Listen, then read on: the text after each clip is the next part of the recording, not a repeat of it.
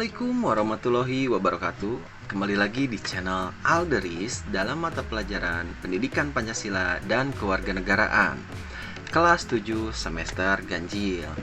Sebelum kita membahas materi yang akan kita bahas dalam pertemuan kali ini, alangkah baiknya kita berdoa terlebih dahulu bersama-sama menurut kepercayaannya masing-masing untuk mendoakan saudara-saudara kita di luar sana yang saat ini banyak mengalami musibah.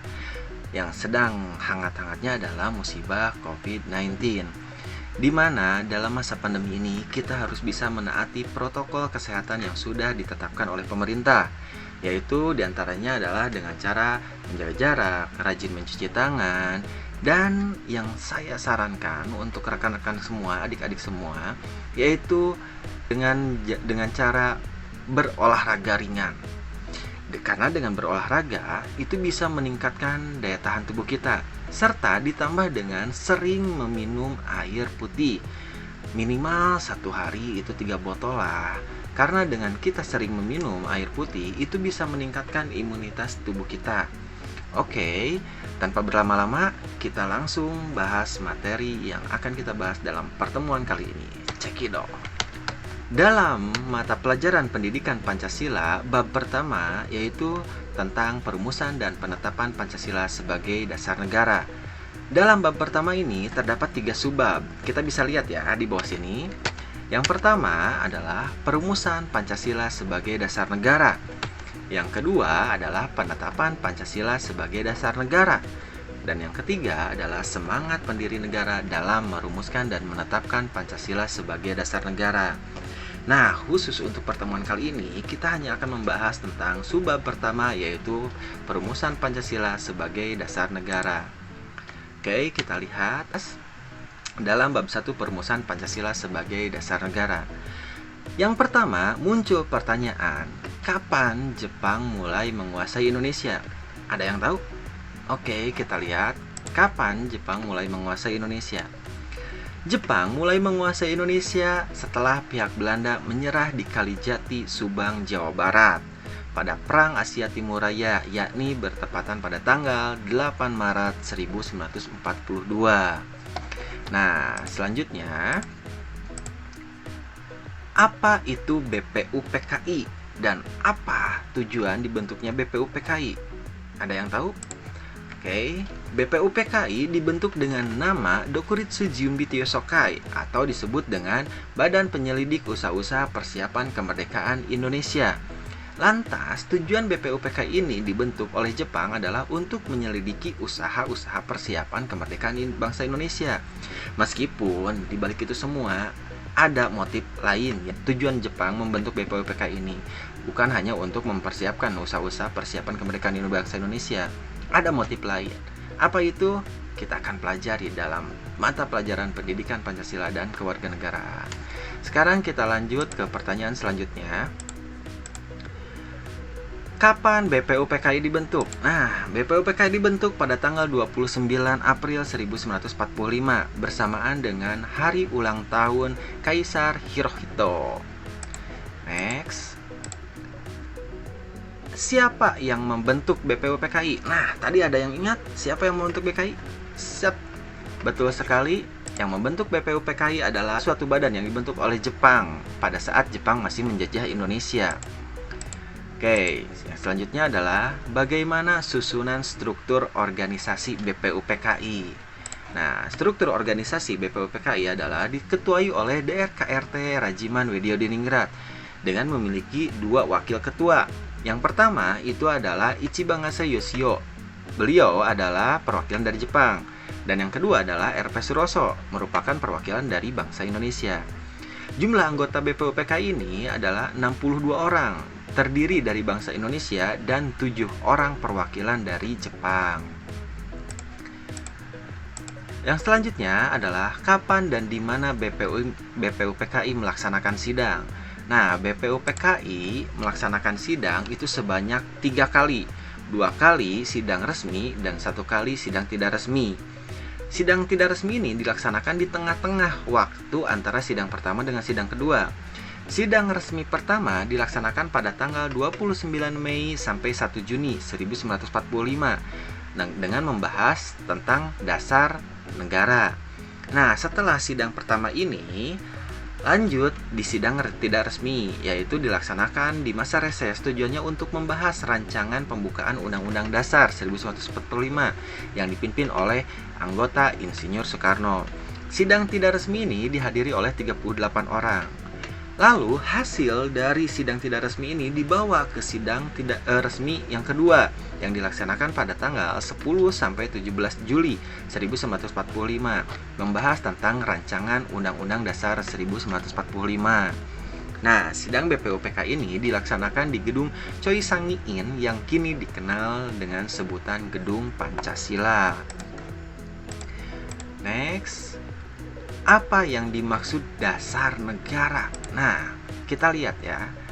Dasar negara adalah dasar hukum yang dibuat untuk mengatur segala penyelenggaraan ketatanegaraan suatu negara dalam segala bidang ya, baik itu bidang ideologi, politik, sosial budaya, serta pertahanan dan keamanan.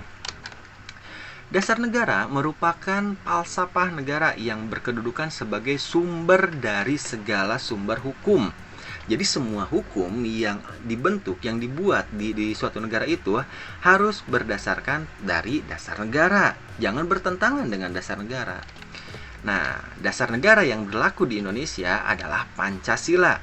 Jadi semua hukum yang akan dibuat, yang akan diberlakukan di Indonesia itu jangan sampai ada yang bertentangan dengan Pancasila. Kenapa? Karena Pancasila adalah dasar negara. Jadi bisa ditarik kesimpulan bahwa dasar negara atau pasal Panegara Indonesia adalah Pancasila, di mana semua hukum yang ada di Indonesia tidak boleh ada yang bertentangan dengan Pancasila. Oke, kita next. Siapa yang merekomendasikan dibuatnya dasar negara? Nah, yang merekomendasikan dibuatnya dasar negara adalah Dr. KRT Rajiman Widyodiningrat pada pidato awal sidang pertama selaku Ketua BPUPKI. Lantas, muncul pertanyaan selanjutnya, apa? Siapa saja yang mengusulkan dasar negara tersebut? Yang pertama ada pada tanggal 29 Mei 1945, Muhammad Yamin secara lisan mengusulkan dasar negara. Yang pertama adalah peri kebangsaan, yang kedua peri kemanusiaan, ketiga peri ketuhanan, 4 peri kerakyatan, 5 kesejahteraan sosial. Yang kedua, pada tanggal 29 Mei 1945 masih dengan orang yang sama, yaitu Muhammad Yamin, mengusulkan dasar negara secara tertulis dengan isi yang pertama adalah ketuhanan yang Maha Esa, kedua kebangsaan persatuan Indonesia, yang ketiga rasa kemanusiaan yang adil dan beradab, yang keempat kerakyatan yang dipimpin oleh hikmat kebijaksanaan dalam permusyawaratan perwakilan, dan yang kelima keadilan sosial bagi seluruh rakyat Indonesia. Lalu yang ketiga itu adalah tanggal 31 Mei 1945, Supomo mengusulkan dasar negara dengan isi persatuan, kekeluargaan, keseimbangan lahir dan batin, musyawarah, serta keadilan rakyat.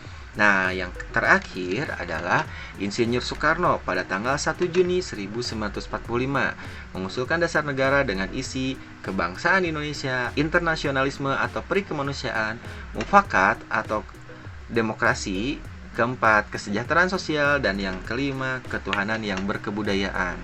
Jadi yang mengusulkan dasar negara ada 3 ya. Yang pertama Muhammad Yamin, yang kedua Supomo, yang ketiga Insinyur Soekarno. Oke, kita lanjut. Panitia kecil dan panitia 9. Nah, di sini saya sudah membuatkan suatu bagan ya. Kita mulai dari yang pertama. Pada tanggal 29 Mei sampai 1 Juni 1945 dilaksanakan sidang resmi pertama BPUPKI. Nah, pada akhir masa sidang pertama dibentuklah panitia kecil dengan anggota, kita lihat anggota panitia kecil. Anggotanya diketuai oleh Insinyur Soekarno, lalu memiliki anggota Ki Bagus Hadikusumo, Kiai Haji Wasid Hasim, Mr. Muhammad Yamin, Sutarjo Kartodikusumo, A.A. Maramis, Otto Iskandar Dinata, dan Dr. Andes Muhammad Hatta. Oke, kita lanjut. Lantas apa sih tugas dari panitia kecil ini? Kita lihat apa tugas panitia kecil. Mengumpulkan menyangkut beberapa masalah, yakni Indonesia merdeka. Usul-usul ini dimasukkan dalam beberapa golongan. Yang pertama, golongan usul yang meminta Indonesia merdeka selekas-lekasnya. Kedua, golongan usul yang mengenai dasar. Yang ketiga, golongan usul yang mengenai soal unifikasi atau federasi. Yang keempat, golongan usul yang mengenai bentuk negara dan kepala negara. Kelima, golongan usul yang mengenai warga negara. Keenam, golongan usul yang mengenai daerah. Ketujuh, golongan usul yang mengenai soal agama dan negara. Kedelapan, golongan usul yang mengenai pembelaan. Dan yang terakhir, golongan usul yang mengenai soal keuangan. Oke, kita lanjut. Dari akhir masa sidang pertama tersebut, panitia kecil rapat dengan 38 anggota BPUPKI. Nah, dilaksanakan di kantor Jaya Hokokai. Selanjutnya, dibentuklah panitia 9, di mana anggota panitia 9 adalah dengan ketua masih tetap Insinyur Soekarno dan anggotanya terbagi menjadi dua. Yang pertama dari golongan kebangsaan ada Muhammad Hatta, Muhammad Yamin, A. Maramis, Mr. Ahmad Subarjo. Dan golongan kedua, yaitu golongan Islam, ada Kiai Haji Wajid Hasim, Kiai Haji Kahar Muzakir, Haji Agus Salim, R. Abi Kusno Cokoro Sujoso. Oke, kita lanjut. Apa tugas dari panitia 9? Tugas panitia 9 adalah bertanggung jawab dalam merumuskan dasar negara Indonesia merdeka. Yang kedua, memberikan masukan baik secara tertulis ataupun lisan, serta membahas dan merumuskan dasar negara Indonesia merdeka. Yang ketiga, menampung masukan dari berbagai pihak terkait pembentukan dasar negara Indonesia. Yang kelima, menyusun naskah rancangan dasar negara Indonesia. Dari panitia 9 ini, panitia 9 melakukan rapat, yang dimana rapatnya dilaksanakan di Jalan Pegangsaan Timur nomor 56 Jakarta, yaitu di kediaman Insinyur Soekarno. Nah, hasil rapat dari panitia 9 ini pada tanggal 22 Juni 1945 terbentuklah rancangan pembukaan hukum dasar atau yang disebut dengan Undang-Undang Dasar, ditandatangani oleh panitia 9. Rancangan pembukaan hukum dasar ini diberi nama yang berbeda-beda. Yang pertama itu oleh Insinyur Soekarno disebut Mukadimah. Yang kedua oleh Mr. Muhammad Yamin disebut dengan Piagam Jakarta. Dan yang ketiga oleh Sukiman Wirjo Sanjojo diberi nama Gentleman Agreements. Nah, dari sini dibawa ke sidang resmi kedua BPUPKI pada tanggal 10 sampai 17 Juli 1945. Lalu pada tanggal 14 Juli 1945 Mukadimah ditandatangani oleh BPUPKI. Akan tetapi pada tanggal 18 Agustus 1945 Mukadimah dirubah dalam sidang PPKI. Apa yang menyebabkan perubahan tersebut? Nah, kita lihat alasannya. Latar belakang perubahan naskah Piagam Jakarta.